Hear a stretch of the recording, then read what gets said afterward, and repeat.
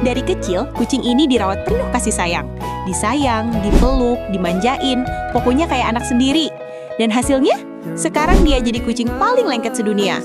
Mau majikannya keluar sebentar aja, naik motor, ikut. Nyempil di tengah, berdempetan kayak penumpang gelap, tapi imut banget. Pas jalan-jalan ke hotel, staf sampai ngakak dan minta foto. Soalnya jarang banget lihat kucing yang ikut liburan kayak manusia. Dan pas ke pantai, lihat deh, dia meluk kaki majikannya erat banget. Kayak bilang, jangan ninggalin aku ya manusia. Aduh, kucing satu ini bener-bener paket lengkap. Lengket, lucu, dan bikin gemes setiap hari.